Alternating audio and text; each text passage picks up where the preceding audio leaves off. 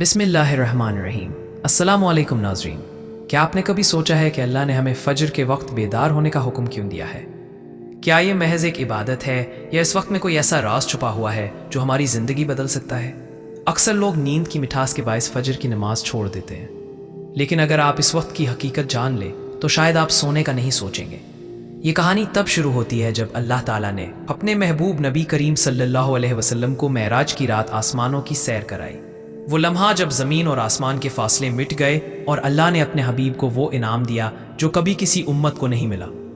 नमाज इब्तिदा में 50 नमाजें फ़र्ज हुईं, लेकिन हज़रत मूसा अलैहिस्सलाम के मशवरे पर बार बार दरख्वास्त की गई, यहाँ तक कि 5 रह गईं, मगर अजर 50 का ही रखा गया। 5 नमाजों में सबसे ज़्यादा आजमाइश वाली नमाज फ़जर है। ये वो वक्त है जब नींद सबसे गहरी होती है और नफ्स हमें सोने के बहाने देता है, लेकिन यही वो वक्त होता है जब आसमान पर एक हैरत अंगेज मंजर होता है। फरिश्ते ज़मीन पर उतर रहे होते हैं, नेकियों के दफ्तर खुल रहे होते हैं और किस्मत की चाबी घुमाई जा रही होती है।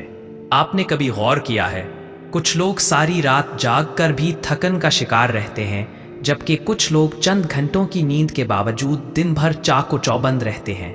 ये सब फजर के राज के करिश्मे हैं।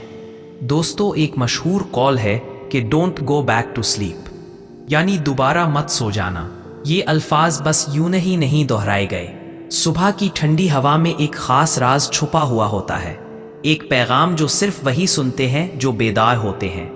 नबी करीम सल्लल्लाहु अलैहि वसल्लम ने फरमाया, रात और दिन के फरिश्ते फजर और असर के वक्त अपनी ड्यूटियां तब्दील करते हैं, यानी कि जब वो अल्लाह के हुजूर जाते हैं तो अल्लाह ताला पूछता है, मेरे बंदे को किस हाल में छोड़ा?